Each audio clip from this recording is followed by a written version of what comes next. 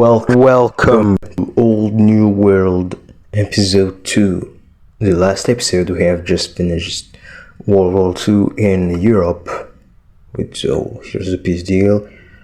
And so today we're going to first off finish with this, because I didn't talk at all about the Asian theater, and then we're going to go with the Cold War and the occupation of Italy, Spain, and maybe Germany. I'm not going to say more. So we start with the Asian theater. So first change starts with the peak of the Japanese Empire. So as you can see, French Indochinese control a lot of China too. Philippines are being invaded. The East Indies are more in control of Japan than historically. This is done on purpose. And the invasion of Burma started. So with the Japanese troop entering Burma, this is where we see our first changes. So the Japanese troop invade Burma, but there is something. You see, during World War I, Britain was allied with Japan, and even before, due to the British-Japanese alliance. This is the reason why Japan joined World War I in the first place. And also before way before World War II, before the 30s, I think. I don't know when Japan was actually a constitutional monarchy, but the military did a coup and happened to take power. So what is going to happen here is that the younger generation, because of how Japan works, it's impossible to do with the whole population. So the younger part of the population just start to question the official militarist government. So you got, first of all, many young soldiers just deserting and be like, well, okay, before they were like, for all of this to happen, like, we're invading another ally. I don't think that's really it's really cool, you know. So like they start to question it, and many soldiers actually switch sides. Many young soldiers switch sides. So we see a British counter-offensive being really successful thanks to this. And I'm not really liking this happening. With the full liberation of northern Burma, an invasion, of course, Siamese territory. But that's not all, because you even got some young soldier that helped, in the switch side and help for the European theater. So yeah. Now, of course, you also got the resistance movement in Indonesia, for example, which are funded by the Allies most of the time. Indonesia, in, of course, Vietnam, and French Indochina. So yeah. And so you also get the Americans joining the war. So yeah, everything goes wrong. This time the offensive from Burma goes way better, and Siam switched side really quickly. And so yeah, Siam switched sides really quickly. The resistance movement quickly also liberated most of Vietnam and Cambodia, actually all of it. And the Japanese troops in Laos being encircled. I mean, they won't surrender because Japan. Also see, of course, a Chinese offensive being made. So that works actually way better than our timeline. And like historically, of course, when the nukes are dropped on Hiroshima and Nagasaki, and because the Soviet did way worse in the last episode. Just go watch it, really, because you're going to get confused.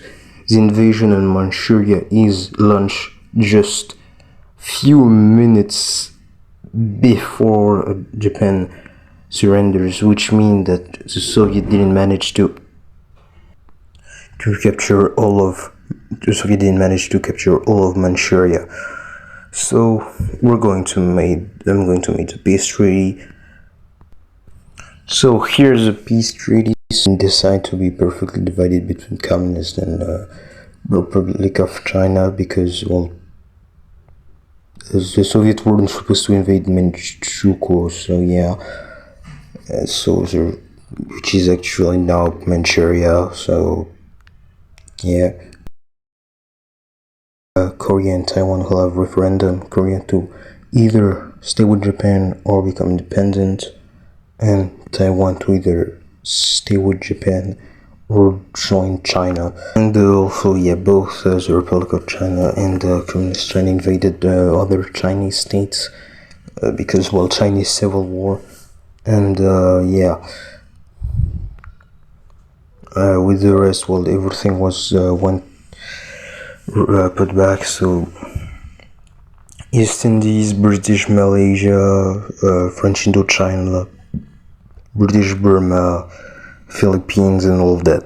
So now we get back to Europe, where there will be some changes in the occupation zone. First of all, the USA want to force Greece to stop the occupation of Italy, as it will become a full democracy. But Greece doesn't want to, so in exchange of doing that, they will gain land in Spain, so they accept. So they leave the occupation zone usually, except for Sicily, of course, because and they gain the eastern coast of Spain, and also those islands which are technically occupied by France, but they accepted anyway. In exchange from that, France gets occupation zone in the southern part of Sicily. Next we have also Turkey, which still has its original government from the war, currently kind of being occupied. But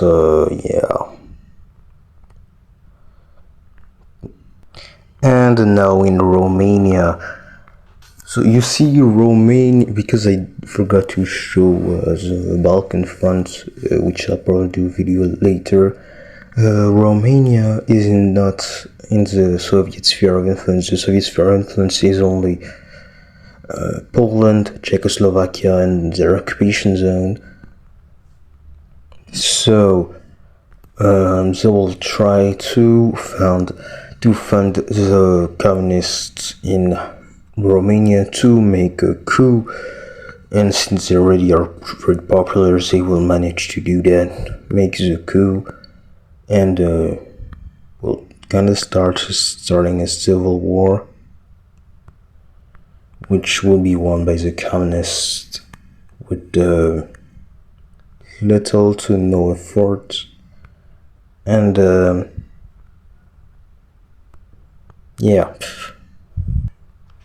and so Romania enters the Soviet sphere of influence, becomes a Soviet satellite state, which kind of angers the West, because that's not real nice to fund a civil war in another country, but they don't want to start war over that, and this will start the tensions for the Cold War. Even though we're only in 1948 and World War II finished in this time in 1946, so it's been only 2 years and poof, Cold War already. Damn, that was quick. Also, the Soviets are working on their own nuclear bomb. That's not really a surprise, is it? And now we quickly get back to Italy, and Italy becomes a democracy, but that doesn't mean they're stable. I mean, after all, they just went through a dictatorship and all that. And there is still a lot of support for the monarchy, and And there's also a lot of regional nationalism, I guess you could say, and communism also. So, but for now, this will not be an issue. There is also something that is bothering the two new superpowers, Soviet Union and America, which is colonization. And so they're kind of like, this is so a last century thing, guys, so let's stop it. And even though France and Britain would like to say no, they don't really have a choice now, do they? Because Britain doesn't have a nuke yet, and America doesn't want to help them building one if they don't stop colonize, if they don't decolonize. And France will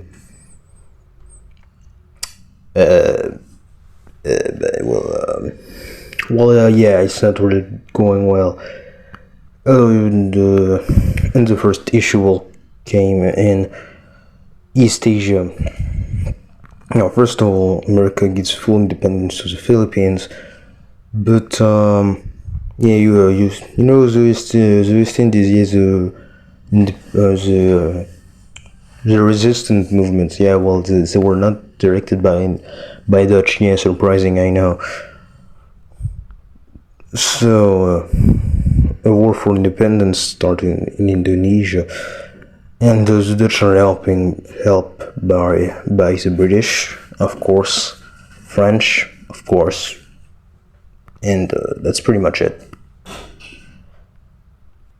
And so the war for independence starts, and at first, well, the Indonesians managed to push back the Dutch and win a lot of battles with really relative ease. But as support from France and Britain, as well as more forces from the Netherlands arrives, they start to struggle a bit. So they managed to capture a few of the smallest islands, but are struggling mainly in this island, and like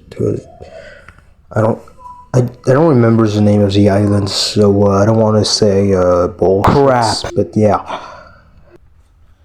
But they're still overall winning with pretty much. So yeah, I don't want to say, but yes. So they're winning, but they start to struggle, and with reinforcement now arriving,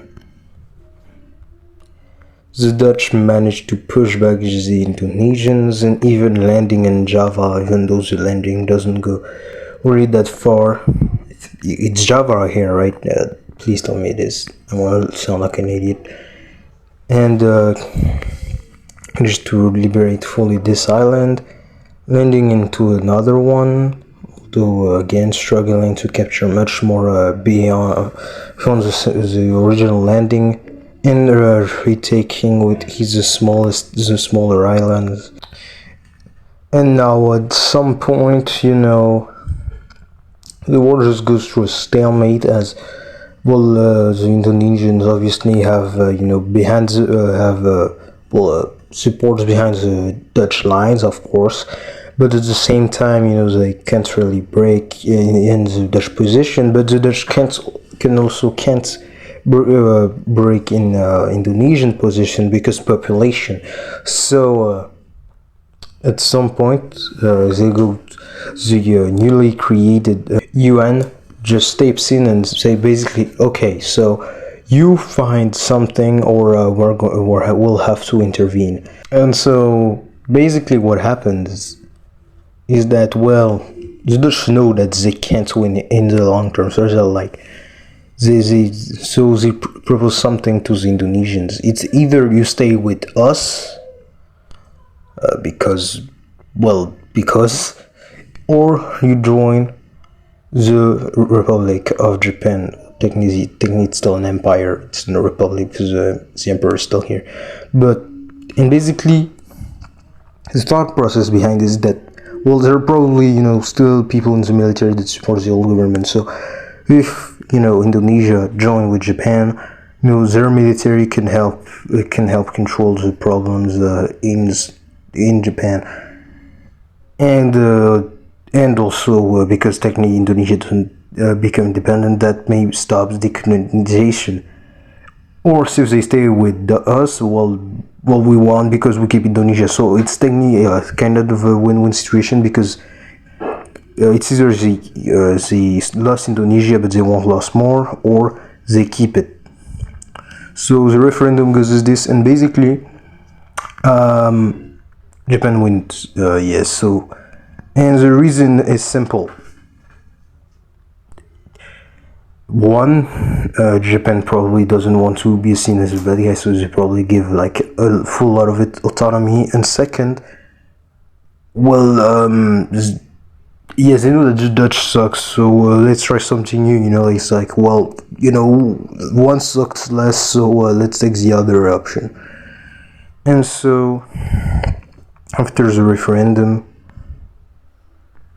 the Dutch East Indies, or what was the Dutch East Indies, and Indonesia joined the Empire of Japan. So yeah, nice. Also in India, well, Britain, because they promised India, well, the British rushed to independence at the end of World War II. Well, they are forced to give them independence, since it was a promise. And so here is what is given, with the Hindu Prince of Kashmir voting to join India, and so yeah, the conflicts here won't change. And now there is a problem. You see, here it's not a country, it's just because nothing is really figured out yet. You see, there is a problem. This used to be the Sultanate of Bengal, which, well, because it's Sultanate, obviously it's a majority Muslim, but with time and all that, it was there are some heavy Hindu majorities in here. So only problem is that last time, when the British tried to separate the Sultanate of Bengal in a Hindu and Muslim majority area, it caused problem. So, and now there is a problem, because, well, yes, in old new world, you see, there is debate that, well, see if we made this as a country, well, probably will Pakistan will say blah blah blah, this is a problem, or the Hindu majority will be oppressed, or India will invade it, or something like that. So that's a no. At the same time, making you can make an awkward border, but that's probably would mean that the country or the region here would be dependent economically tied to India rather than Pakistan if it's a part of Pakistan, or rather than any country if it's independent. And well, so if you make it all of India, that means that there probably will be a population oppressed here. So what does the British do? They leave and say, well, figure it out yourself, bro. I'm too tired for this, okay? So that's nice. And so what happens is that India just just sends their forces, and they don't give a damn. Yeah. Well, that's yeah. So yeah, Indian troops just rushed in, and well, yeah. Nobody's really happy with this, and the British are like, well, hey, bro, I just said to do it, to figure it out, the chef. I didn't say anything. I mean, at least the British have the excuse to say that it wasn't their fault, I guess. And yes, Sri Lanka will stay with Britain because they don't really have a choice. And yeah. So we'll return to China. So we'll return to China, and after a little bit of time, after a little bit of funding from the Soviets, from the Americans, French, and all that, there will be an update in China, and I will do it right now. So yeah, here is the update. So we have China here. We have Communist China in the north. So Communist China took what was left of Manchukuo, or / Republic of Manchuria, which after Japan lost the war. Communist China extended in the west, and so there are two Chinas, and Xinjiang and Tibet. So what happens? So first of all, Xinjiang, it doesn't exist for long. Yes, so it doesn't exist for very long after that. So yeah, this happens, and yes, and after that, well, Communist China and China like kind of look at each other, and they start fighting, of course, with the Republic of China, invading in the north here.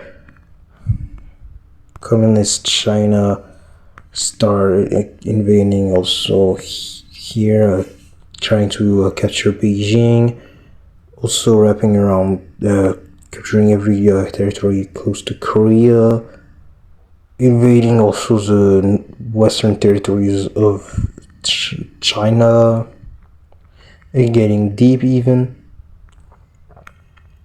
And when this happens, and China, there are some of the equipment found by and used by the communists in China. There's a big made in Soviet thing. So everyone is like looking at the Soviet like, bro, what does that mean, bro? What do we have to do with this? So what happens quickly is that, well, of course, the Americans joins in, and and the whole West basically joins in. So like there's a big pushback, and so soon after, the UN steps in, and so there's a somewhat peace deal is made. And yes, the peace deal is basically the status quo. The only difference is that Communist China gains a little bit more land here, and but yeah, that's basically the status quo. And yeah, also Alternative was annexed into the Soviet Union. So yeah, that happens, and yeah, now Communist Tibet is a thing apparently. So yeah, now soon after that, the occupation of Turkey, and so British are the first to leave, then it's the French, and then the Soviets try to stay, but they don't really have a choice. So yeah, Turkey officially technically only lost land to Greece. Oh yeah, and also Cyprus joined Greece, cause yes, and yeah, big Greece, guys. And now we get to decolonization, and the first region to decolonize will be the Middle East, and some territories joining existing countries. First thing first, the territories of Britain here mostly join with Iran, except for this island which stays with Britain. Syria is given independence. It also takes Jordan. This, which will never be talked about ever again after this in the series, because I don't want to have problem with Twitter. So Yemen, North Yemen, which actually this time being, no, it will be for the next episode. Oman, of course, stays independent, and yeah. So, and yeah, this is all for the second episode of All New World. I hope you enjoyed it. So yeah, next episode we'll see even more about the Cold War and decolonization. The Cold War probably after this episode will be for 2 episodes again. And yeah, I hope you enjoyed this video. Don't forget to like and subscribe. It was Yann Palot, historian, a French YouTuber of the Whiskey Hook community, and see you next time, I guess.